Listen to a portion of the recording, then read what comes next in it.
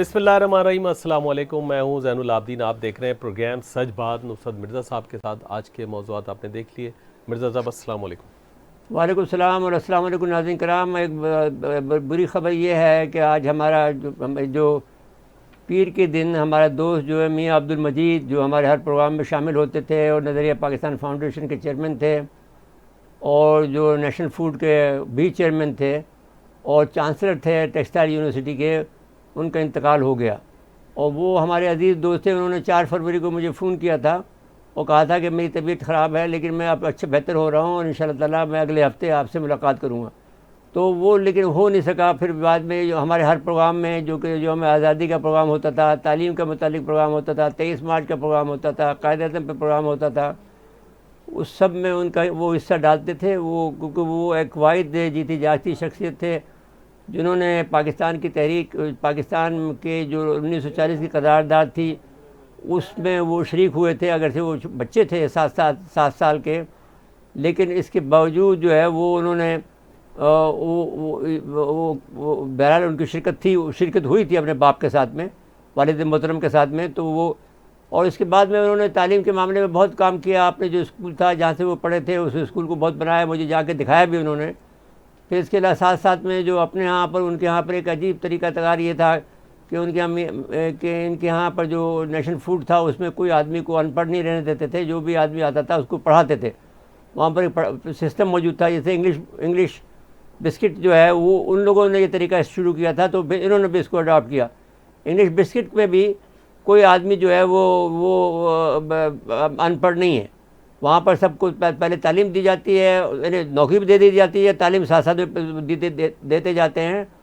तो इस तरह से हमारा एक अजीज़ दोस्त जो कि पाकिस्तान का एक कारकुन था, नज़रिया पाकिस्तान फाउंडेशन का यहाँ का कराची का चेयरमैन था और या कन्वीनर था, उनका इंतकाल हुआ है और एक बहुत अच्छे साथी से हमारे साथ बिछड़ गए हैं। जी ज़ैन साहब, मेरे साहब ताज़ियत हमारे इदारे की तरफ से हम अल्लामा इफ्तिखार हुसैन नकवी साहब की तरफ से करते हैं और हमारे सारा जो इदारा है सच टीवी का, उसकी तरफ से हम उनके ख़ानदान को, अहले खाना को ताज़ियत करते हैं। जी, और जो आप प्रोग्राम का हवाला दे रहे थे तो उनसे जाते जाते ये बात हुई थी कि 23 मार्च के प्रोग्राम में आएंगे, 23 मार्च के प्रोग्राम आएंगे। वो कहा था, ये भी तय हुआ था कि हम बहुत ज़ोरदार तरीके से करेंगे। तो ज़ोरदार तरीके से हम तो करेंगे लेकिन वो मौजूद नहीं होंगे।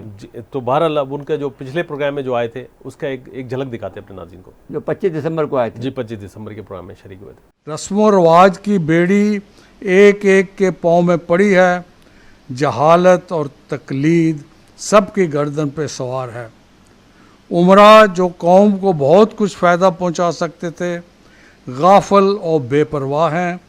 उलमा जिनको कौम की इस्लाह में बहुत बड़ा दखल है, ज़माने की ज़रूरतों और मसलहतों से नावाकिफ़ हैं। तो आप क्या आज की हालत यही है और उस 100 साल पहले की जो बात हो रही थी उससे कोई अलग है। इन हालात में कायदे-ए-आज़म की क़यादत में हमने तरक्की की। कायदे-ए-आज़म ने अपनी असूल, जिस तरह सब लोगों ने बोला, उन्होंने असूल वज़ा किए, उन्होंने तनदेही से काम किया और हमें ये वतन दिलाया। मैं एक अदना स्टूडेंट की हैसियत से बड़ा परेशान होता हूँ जब मैं देखता हूँ कि ये मुल्क जो था ये हमने किस लिए बनाया था और उसमें बिगड़ने की वजह क्या है। क्योंकि अब बात तो सही है कि कायदे-ए-आज़म के अफकार, कायदे-ए-आज़म के ऊपर इतनी किताबें हैं और सब लोग जो हैं उसको पढ़ते भी हैं, उसका ज़िक्र भी होता है, तो क्यों असर क्यों नहीं होता उसका? कोई बात तो होगी ना। तो अल्लामा इकबाल का एक शेर है, अत्तार हो, रूमी हो, राज़ी हो, गज़ाली हो, कुछ हाथ नहीं आता बेआहे सहर। अल्लामा इकबाल ने ये 4 पिलर बताए हैं। जी मेरे साहब, और एक इस तरह हमारे साबिक वज़ीर दाखिला रहमान मलिक साहब भी गुजर गए। रहमान मलिक साहब हमारे लिए बहरहाल एक ज़ाहिर है कि वो भी एक शख्सियत है, उनका इंतकाल हो गया, बहुत अफसोस है मैंने। जी, और अल्लाह हमारे दोस्त को तो जवार रहमत में जगह दे और उनको मियां अब्दुल मजीद साहब को उनको अपने अपनी रहमतों के साए में रखे, इलाही आमीन, और जो भी लोग हैं रहमान मलिक साहब पर भी रहम करे अल्लाह ताला। इलाही आमीन। जी जी बिल्कुल। फिर साहब आ जाएं ये यूक्रेन और रूस वाले मामले पे। जी, यूक्रेन के मसले पर जैन साहब हमने जो प्रोग्राम किया था आज से 3 हफ्ते पहले, वो दुरुस्त साबित हुआ। और यूक्रेन ने, क्योंकि उसमें हमने ये बात बार बार कही थी कि अमेरिकी सदर ये कहता है कि रूस ज़रूर हमला करेगा। अब वो इंसेंटिव दे रहा था, असल में वो उसको फंसाना चाहता था कि वो किसी तरह से भी वो ये जंग करे और इसका अजाब झेले, इसके जो मुश्किलात होते हैं जंग में। जंग कोई अच्छी चीज़ नहीं होती है, और जंग के बाद में जो मुश्किलात बढ़ती हैं उस मुश्किलात की वजह से वो मुल्क तबाह हो जाता है। तो वो जिस तरह से अमेरिका तबाह हुआ, अब अमेरिका में ये हिम्मत तो नहीं है कि वो खुद बढ़ चढ़ के हिस्सा इसमें ले, लेकिन हाँ रूस को तबाह करने के लिए, उस पर सेंक्शन लगाने के लिए वो अपना काम जारी रखा हुआ है। और सबसे ज़्यादा जो है वो उस पर जो हेनरी किसिंजर ने ये बात कही है कि ये रूस का और यूक्रेन का जो ताल्लुक़ है बहुत क़ुर्बत का है, और इसमें खुरुशोव जो था वो रूसी नज़ात था, वो यूक्रेनी नज़ात था, और वो और इसके अलावा जो उनका मज़हब भी है वो यूक्रेन से पैदा हुआ था। तो ये एक दूसरे के तोआम है, यानी एक दूसरे के जुड़े हुए मुल्क हैं, ये अलग मुल्क नहीं हो सकते हैं। तो यूक्रेन को चाहिए था कि मिलजुल के आपस में साथ रहते और ये और अपने आप को जो है नेटो से मिलाने की कोशिश नहीं करते और अमेरिका के धोखे में नहीं आते। तो अमेरिका के धोखे में आने से पहला गलती तो उन्होंने की कि जो उनके पास जो एटॉमिक हथियार थे उन्होंने तब ज़ायल किए। तो अब उन्होंने कहा कि हमने ज़ायल तो कर दिए, अब आप बताइए कि हमारी मदद को कौन आ रहा है। तो अब वो जब ज़ायल करने के बाद में उन्होंने चेरनोबिल पर कब्जा कर लिया है। और हमने जब पहले प्रोग्राम किया था उसमें हमने आपको उनको बताया था कि वो डॉनबास पे हमला करेंगे, लेकिन उन्होंने डॉनबास की बजाय सारे मुल्क पे हमला कर दिया है। और वो खार्किव में और जो उनकी जो बंदरगाह है मारियोपोल पर हमने कहा था कब्ज़ा कर लेगा, सो वो कब्ज़ा उन्होंने कर लिया है। लेकिन हाँ अब ये कहा जा रहा है कि खार्किव पर जो है तो कहीं ना कहीं लड़ाई हो रही है। लेकिन रूस ने ये किया है कि उनका सारा दफाई निज़ाम पर को तोड़ दिया। जैसा कि हम ये कहते हैं कि हम भी जब हम अगर कभी हमें जंग हुई इंडिया के साथ में तो हमको सारा दफाई निज़ाम तबाह कर देंगे जी। वो जो तो उन्होंने ये काम किया कि उनको बिल्कुल मफलूज कर दिया है। तो इक्का दुक्का जो जंग हो रही है, लड़ाई हो रही है, तो वो कह रहे हैं कि हमने उनके 50 आदमी पकड़ लिए हैं, ये कर लिए, जो कुछ भी पकड़ लिए हैं कोई मसला नहीं है, क्योंकि वो आखिरकार में तो पूरे मुल्क पर कब्जा कर लेंगे, तो वो छुड़वा लेंगे अपने आदमी को। जी, आप जिस प्रोग्राम की बात कर रहे हैं उसकी एक क्लिप दिखाते हैं अपने नाज़रीन को। जी दिखा दीजिए। जब कसाद बदारी हो जाएगी तो फिर हम आखिरी तौर पर एक जंग लड़ेंगे। उसके लिए बधाई लगता है कि उन्होंने यूक्रेन को चुना है, और यूक्रेन को चुनने की ये बुनियाद है। अगर ये उसमें जो हमारे पास जो हमारी तहकीकी टीम ने जो यूक्रेन का जो हमें डाटा दिया है उसके मुताबिक यूक्रेन एक अहम मुल्क है, और उसमें मशरक़ी यूरोप का इंतहाई मुल्क है, रकबे के लिहाज से यूरोप का दूसरा बड़ा मुल्क है। आबादी इसकी कोई 44 मिलियन है, यानी 4 करोड़ से ऊपर है, 4.5 करोड़ के करीब है। और रकबा से काफ़ी, और तेल और गैस के ज़खायर इसमें हैं, यूरेनियम भी बड़ी मकदार मौजूद है। 1991 में रूस से अलहदा हुआ। अब इसमें यूक्रेनी 77% हैं और रूसी 19%, और खुरुशेव भी जो था वो खुरुशेव बजात खुद यूक्रेनी था, जो सदर था इसका।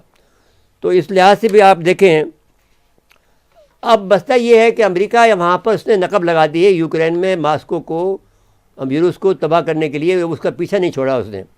और यहाँ पर उसने जंग का सा माहौल पैदा कर दिया। वहाँ पर कनाडा के भी आदमी वहाँ पहुँचे हुए हैं, वो वहाँ पर जर्मनी के लोग भी पहुँचे हुए हैं वहाँ पर, और यूरोप के ममालिक भी वहाँ पहुँचे हुए हैं। अब वहाँ हालत ये है कि उसमें जो एक जंग की कैफियत है, और ये कहा जा रहा है कि जब अमेरिका के सदर से पूछा गया, और जबकि मुज़ाकरात भी हुए रूस के, अब उनके दोनों वज़ीर ख़ारजा के दरमियान में, रूस के और अमेरिका के वज़ीर ख़ारजा के दरमियान में मुलाकात हुई है 3-4 रोज़ पहले। तो उस मुलाकात में वो तय नहीं हो सका है कि वो किस तरह से मामला को निपटा जाए। तो पहले तो डिप्टी वज़ीर ख़ारजा मिले थे दोनों के। तो अब कशीदगी में कमी वाक़ई नहीं हुई। एक तो बात ही हुई जब ये उसने जो बाइडेन ये कहता है कि पुतिन ये चाहता है कि अमेरिका की अपनी सर्द जंग का, यानी पुतिन का ये कहना है नहीं है कि आप नेटो में शामिल करो या नहीं करो यूक्रेन को। वो कहता है कि आपका जो सारा ढांचा है सर्द जंग का वो ख़त्म करो, जो हमारे खिलाफ आपने घेरा तंग किया हुआ है जी, लिटविया को, कहीं किसी मुल्क को लगा रखा है जी, वो सब छोटे छोटे मुल्क हैं, जजीरे हैं, उनको भी हमारे खिलाफ लगाया हुआ है, उसको आप ख़त्म करो, तो फिर हम बातचीत करेंगे आपसे। यूक्रेन को छोड़ दें, यूक्रेन तो छोटी बड़ी मोटी बात है, हम उस पर अब पुतिन ये कहते हैं कि अमेरिका अपने सरजंग का जो ढांचा है उसने जो पूरा निज़ाम बनाया हुआ है जिसमें नेटो भी शामिल है जी, वो ख़त्म करे तो हम बातचीत के तैयार हैं। अब अमेरिका के सदर का ये कहना है कि वो हर लिहाज से जो बाइडेन ने कहता है कि पुतिन हत्ती तौर पर यूक्रेन पर हमला करेगा और अमेरिका मगरब नेटो को आजमाइश में डालेगा, और बाइडेन का कहना है कि यूक्रेन में ज़रूर वो घुसेगा। बार बार उसने ये बात इसरार की है। अब इस वक्त सूरत हाल ये है कि रूस के मिलिट्री आलात जो हैं, ये इक्विपमेंट जैसे आप कह लें या हेलीकॉप्टर कह लें या असला कह लें, वो ख़ुसूसन मशरक़ी डिस्ट्रिक्ट के मिलिट्री मगरब की तरफ जो कि यूक्रेन की सरहद की तरफ बढ़ रही है जी, उसके हेलीकॉप्टर वहाँ पहुँच गए हैं और मुकम्मल जंग के लिए तैयार हैं। ब्रेक का वक्त हुआ है, ब्रेक के बाद आएंगे जिससे मजीद बात करेंगे कि वज़ीर आज़म का जाना और ऐसे मौके पे जाना कितना अहम था, इस पे बात करेंगे। नाज़रीन, मुख्तदा वक्फा है।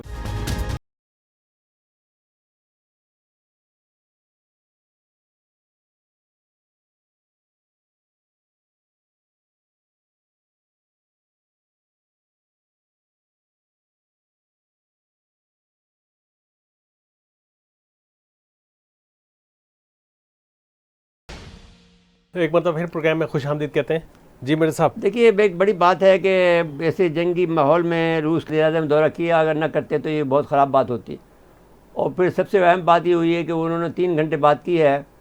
1 घंटे का प्रोग्राम तय था लेकिन फिर 3 घंटे तक बात की। दूसरी अहम बात जो है वो ये हुई है कि जब वो रूसी सदर जब अब फ्रांस के सदर से मिला था तो वो कम से कम जो है कोई 10 फीट के फासले पर जाके उससे मिला था जी, लेकिन इसको उनको रिसीव किया, इनको बहुत इज्जत दी और इनके साथ अपने साथ में बिठाकर इससे गुफ्तगू की है। तो इस लिहाज से देखा जाए तो ये एक उन्होंने उसको तारीफ़ भी की है कि जो हज़रत रसूल सल्लल्लाहु अलैहि वसल्लम के बारे में जो उन्होंने अच्छे अल्फाज अदा किए हैं, पुतिन ने उसको उसकी तारीफ़ की है और इस्लामी फोबिया पे गुफ्तगू की है और अफ़गानिस्तान पे गुफ्तगू की है।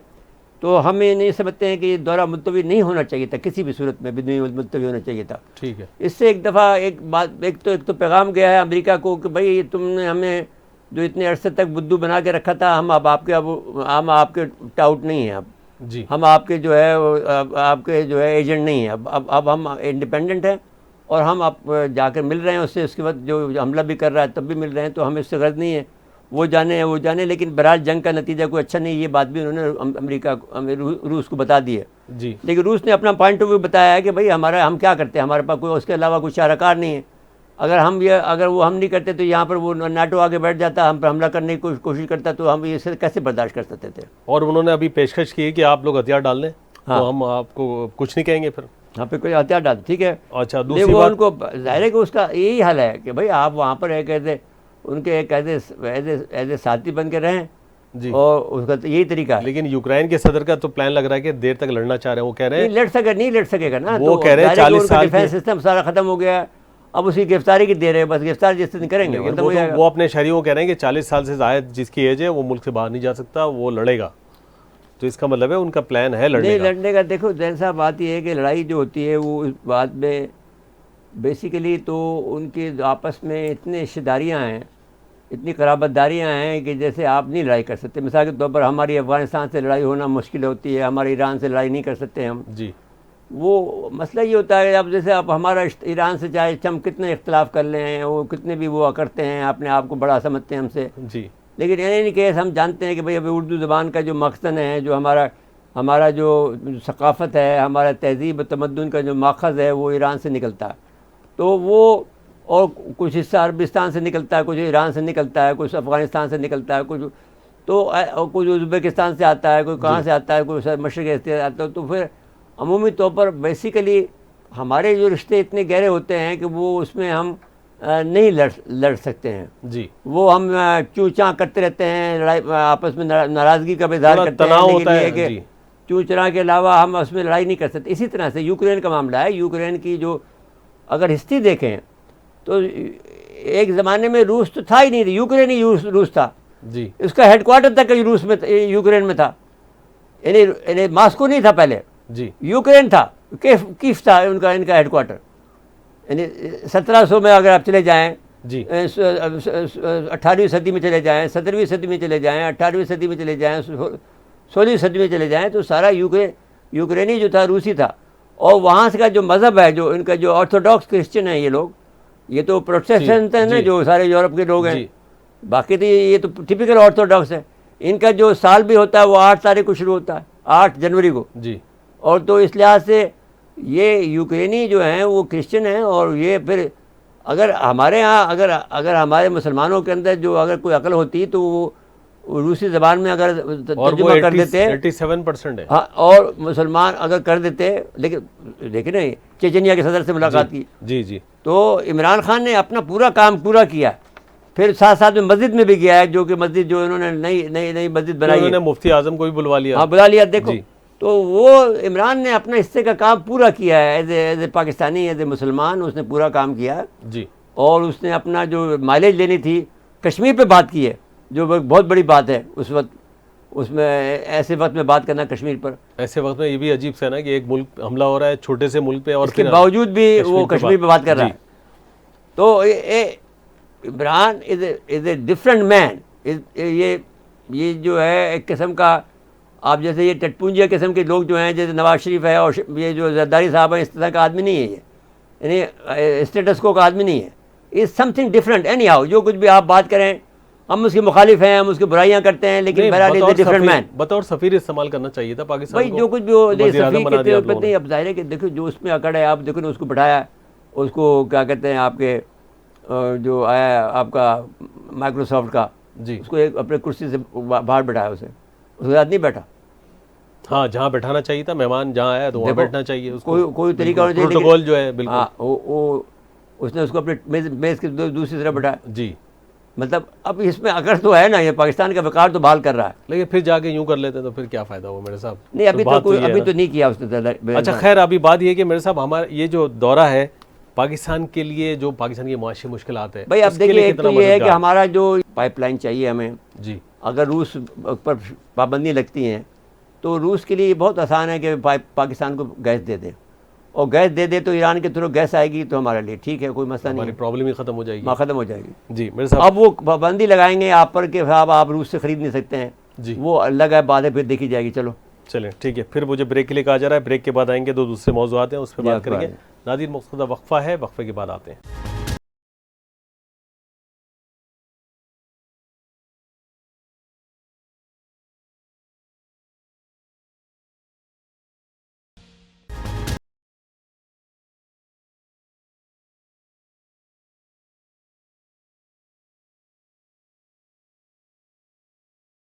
एक बार फिर प्रोग्राम में खुश आमदीद कहते हैं मेरे साहब। तैयारी क्या तहरीक की तैयारी हो रही है, लेकिन अभी वो इस बात पे झगड़ा हो गया है कि उन्होंने काफिले की शर्त अच्छी डाली है कि साहब हमें वज़ीर आला पंजाब दे दो। देखिए ना, इस दौर में उनको सिर्फ गुजरात की हुक्मरानी है, अब वो चाहते हैं कि हम पूरे पंजाब की हुक्मरानी हो। पंजाब की हुक्मरानी उसे मिलनी चाहिए, तो जब तो फिर तो सौदा सही है, कार्ड अच्छे खेलते हैं, कार्ड अच्छा खेलते हैं। तो अब वो नहीं देंगे, और ये मौत है इनकी, सियासी मौत होगी। सियासी नून लीग वाले कभी भी नहीं देंगे, और ये बात खत्म हो जाएगी, टांटा फिश हो जाएगी, और ये कोई तरीके एतमाद नहीं। वैसे मेरे साहब बेहतर है कि एक साल और गुजारी लिया जाए, क्योंकि जो लोग 4 साल में कुछ नहीं कर सके, एक साल में क्या कर लेंगे? नहीं कर नहीं सकते ये कुछ, फिर एक साल फिर बहाना करेंगे। इनके पास कुछ भी नहीं है करने को, कुछ देने को कुछ नहीं है इनके पास। ये सिर्फ ऐसी बातें मिलाते हैं, और ये बहुत ही जाहिल लोग हैं और लुटेरे लोग हैं। ये जितने भी देखें, शहबाज शरीफ को देख लें, मेरी समझ में नहीं आता कि ये क्यों नहीं इसको पकड़ा जाता है शहबाज शरीफ को। वैसा पकड़ा दो, लेकिन नैब के पास सबूत नहीं होता है, अदालत कहती है सबूत लाते नहीं हो, और पेशियों फिर आगे कहते हो गिरफ्तार करना है। भाई तो बात ये है कि एक से एक जो सारे के सारे आदमी जो है, इनके जो आदमी हैं वो सारे ब्यूरोक्रेट, सबूत तो ब्यूरोक्रेट देगा ना, वो ब्यूरोक्रेट के सारे ब्यूरोक्रेट इनके लगाए हुए हैं। शहजाद अकबर साहब इतना एंजॉय करते रहे, प्रोटोकॉल भी, मराद भी, क्या किया उन्होंने? शहजाद अकबर को तो फांसी चढ़ानी चाहिए ना। क्या किया उन्होंने? अच्छा, उसके बाद हम आपको याद होगा कि हम एक वाहिद आदमी, हमने उनको लिफ्ट ही नहीं कराई कभी भी जिंदगी, उससे बात ही नहीं की कभी, हमें उस काबिल ही नहीं समझा उस आदमी को कि वो उस काबिल है कि उससे बात की जाए। वो मौका परस्त आदमी नहीं, थर्ड क्लास आदमी, नट, पहले कहाँ से पहले चमार आ जाते साहब के साथ बैठ जाते, जस्ट चमार है ना, चमार समझते हो? छोड़ दें, भारी हो जाएगा थोड़ा। नहीं, भारी क्यों हो जाएगा, क्या भारी हो जाएगा, ये चमार। और इसके अलावा इसकी हैसियत क्या थी? इसकी हैसियत क्या है? जिस आदमी ने कोई डिलीवरी नहीं किया हो, पैसे खा के चला गया हो खुद भी। और आपको अभी पता है न्यूयॉर्क में, आपके न्यूयॉर्क बैंक में, पाकिस्तान के बैंक को $5.5 करोड़ का जुर्माना, दंड पड़ा हुआ है। दंड पड़े, आपने पे कर दिया, पेड ऑफ है वो, लेकिन आपको पड़ा $5.5 करोड़। इन हालात में जब आपको डॉलर चाहिए। बस आपने वो अमेरिका आपके साथ में पूरा पूरा पूरा हिसाब किताब पूरा कर रहा है, ऐसा नहीं कर रहा कि आपको तो हमारे बैंक वालों ने दिया ना भाई। आपके साथ अमेरिका अपना, आपने ज़रा सी भी आपकी गुंजाइश जहाँ भी मिल रही है वहाँ पर आपके गर्दन मरोड़ रहा है जी। तो वो अपना काम पूरा कर रहा है।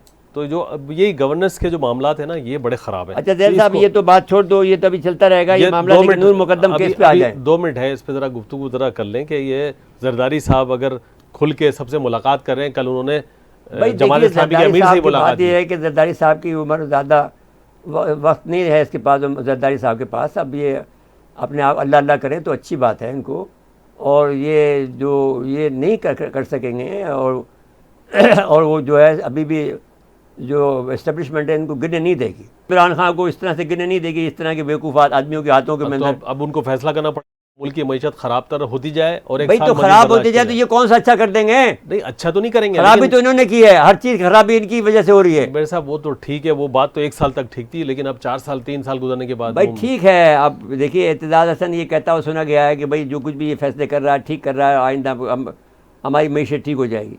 लेकिन बहरहाल जो कुछ भी हुआ अभी तो हमें मईशत ठीक नज़र नहीं आ रही, अभी तो हमें पेमेंट करना पड़ रहा है। अभी गंदम की जो पैदावार है ना वो कमाने वाली है, बस उसकी खैर करें, बस अल्लाह खैर करेगा। अच्छा पर ठीक, आ जाए नूर मुकद्दम केस पे। देखिए नूर मुकद्दम केस के अंदर जैन साहब, सारी दुनिया को ये शुबा था, ये शक था कि पाकिस्तान के अंदर कि ये नूर मुकद्दम का फैसला जो है वो सही नहीं आएगा, इसको छोड़ देंगे जी। लेकिन मुझे यकीन था 100% कि नूर मुकद्दम को केस को नहीं छोड़ा जाएगा, क्योंकि उसका इजहारिया जो था वो ये था जो नेस्ले टावर को गिराना था जी। जो अब्दुल कादिर जाफ़र का प्रोजेक्ट था, जो कि इसका चचा था जाहिर जाफ़र का जी, उसको गिराने का मतलब ये था कि हम आपके सोमनाथ के बुत को हम गिरा रहे हैं, और आपके दिमाग के अंदर जो भर्रा चढ़ा हुआ है जी कि साहब आपको बहुत बड़ी चीज़ है, हम उसको तोड़ रहे हैं। सोमनाथ का बुत गिराया उन्होंने, नेस्ले टावर जो है, और किसी बिल्डिंग को नहीं गिराया उन्होंने। इसलिए नहीं गिराया कि वो जाहिर जाफ़र को इनको बताना चाहते थे कि तुम अपने आप को जो अकड़ दिखा रहे हो, और जिसकी वजह से तुम्हारे बेटे ने ये जुल्म किया कि भाई मासूम बच्ची को जो कुछ भी आप कहें, लेकिन बहरहाल जुल्म तो इतना है, जुल्म की इंतहा है, बर्बरियत की इंतहा है कि कोई ऐसे मारता है आदमी ने एक गोली मार दी, ख़त्म कर दिया कि वो आपसे माफ़ी मांग रही है, हाथ जोड़ रही है, सब कुछ कर रही है, लेकिन आप उसको जुल्म पे की जा रहे हो। और माँ बाप को कैसे छोड़ दिया, ये मसला एक खड़ा हो गया। माँ बाप को नहीं छोड़ना चाहिए था, इसके बाप को भी नहीं छोड़ना चाहिए था, इसकी माँ को भी नहीं छोड़ना चाहिए था। ऐसे माँ बाप जिसने पैदा किए हों, जिन्होंने उसकी हिमायत की, उसको कैसे छोड़ दिया? उसके बाप ने कहा है कि मैं अपील करूंगा इस बात पर। जी अभी तो जाएंगे, हाई कोर्ट जाएंगे, हाँ, सुप्रीम कोर्ट जाएंगे। वो हाई कोर्ट में ये हो सकता है कि वो मुझे ये मेरी समझ में आती है, क्योंकि ये गैर मुल्की है तो इसको जो है सज़ाए मौत ना हो, ये सज़ाए उम्र कैद में तब्दील हो जाए। लेकिन कम्प्लिकेटेड सज़ा दी उन्होंने, 1 साल उस पर दी है, इतने जुर्माना किया है, 1 साल उस पर दी है, उस पर जुर्माना किया है, फिर 10 साल उनके जो 2 मुल्ज़मान हैं, जो एक उनका जो उनको अलग से सजाएँ दी हैं, मतलब very very typical type of decision है जो सेशन कोर्ट का दिया है, बहुत कम्प्लिकेटेड है। लेकिन ठीक है, जो कुछ भी है हम उसकी हिमायत करते हैं, और हम समझते हैं कि ऐसे आदमियों को जितनी भी इबरतनाक सज़ा दी जाए, इसकी भी टुकड़े टुकड़े किए जाएँ तो ठीक है। इसको बल्कि इसको वो आदमी है जो हद लागू करनी चाहिए, वो ये करनी चाहिए कि इसको पत्थरों से मारा जाए। मेरे साहब जिस मीडिया को की जा रही है ना, उस मीडिया का अगर प्रेशर ना होता तो ये शायद ये भी ना होता। नहीं जैन, ये बात, हाँ ये ठीक बात है। मीडिया तो देखो हर एक आदमी की हिमायत में जाता है जी, हर सच्ची बात पे जाता है। मीडिया की तो ये खूबी है, जो भी मजलूम है ज़ाहिर उसकी हिमायत में जाता है। मीडिया की खूबी है कि वो कभी भी ये नाइंसाफ़ी के साथ नहीं जाता जी। मीडिया अपना पूरा काम करता है, और मीडिया के साथ में लोग बहुत जुल्म करते हैं, बहुत ज़्यादा जुल्म किया हुआ है हमारे लोगों के साथ में। इसे इमरान ने तो बहुत ही जुल्म किया मीडिया के लोगों ने। यहाँ आकर जब आता है तो फिर हमारा जो है सांस रुक जाता है, क्योंकि जिस तरह जुल्म किया इसने मीडिया पर, वो अपने इतना ज़्यादा किया है कि जिसकी कोई हद नहीं किया है, कि इंडस्ट्री को तबाह कर दिया। जो मीडिया फ्लरिश कर रही थी, जो मीडिया हमारी और मुकाबला कर रही थी इंडिया का, उसको तबाह कर दिया आपने। ये एक टूल था आपके पास बहुत बड़ा टूल था, दुश्मन से मुकाबला करने में इस्तेमाल होता है, आपने उसका भी बेड़ा गर्क किया। बहरहाल मेरे साहब, अब तो पैका वाला मामला जो है वो तो इस्लामाबाद हाई कोर्ट ने कहा कि जी वो पार्टियों की दरख्वास्त से उन्होंने मुसरत कर दी। उन्होंने कहा जी आप असेंबली में बात करें, और वहाँ आपकी अक्सरियत है सेनेट पे, वहाँ इसको मुसरत कर दें। लेकिन मेरे साहब बात ये है कि हुकूमत के काम होते हैं, वो क्या अदालतें करेंगी अब? यानी जो गलत चीज़ हो भाई रही बात ये है कि नहीं रहेगा पीका का, आप यकीन मान लीजिए, इस लिहाज से कि ये एक बेवकूफ़ केस है और ये सहाफ़ी इनको इसी बात पर अगर फ़रोग़ नसीम साहब का करिश्मा ये है, हुकूमत ख़त्म नहीं कर सकते। फ़रोग़ नसीम साहब का करिश्मा है। जरदारी साहब और नवाज शरीफ नहीं ख़त्म करेंगे, ये केस ख़त्म ये करेगा। केस गड़बड़ है। इस लिहाज से कि ये सहाफ़ी जो हैं ये कभी भी नहीं छोड़ेंगे और ज़िंदगी के ये कभी भी किसी वक्त में भी ये लोग इस बात को बर्दाश्त नहीं करेंगे जी, कि ये इस किस्म की ये कोई काम कर सके जी। मतलब तनकीद भी ना करें आप किसी पे, कोई नहीं गलत नहीं, ये काम हो बर्दाश्त रहा ही है। नहीं कर सकते। हमारा ये तरीका नहीं है। हमने भाई आज़ादी कोई मुफ्त में थोड़ी ली है तुम्हारे से ली है, इससे वज़ीर कानून से ली है, हमने अपने जोर बाजू से ली है आज़ादी उसकी। जी, तो जो इस तरह की ये भी अपनी जगह पर सही है कि जो फास खबरें फैला रहे हैं वो गलत है। उसका एक तरीक़ेकार है, वहाँ पे आप कोई मना नहीं उनको करेगा पकड़ें, आपको। उनको लेकिन आप एक सब पर इज्तिमाई एक पाबंदी लगा नहीं देंगे लगा तो वो सकते, थोड़ी कोई बर्दाश्त करेगा। नहीं बर्दाश्त करते। मेरे साथ वक्त ख़त्म हुआ, इस पे जी। कल मज़ीद बात कर लेंगे। जी। नाज़रीन, आज के लिए इतना ही, आइंदा प्रोग्राम तक के लिए इजाज़त चाहते हैं। अल्लाह हाफ़िज़।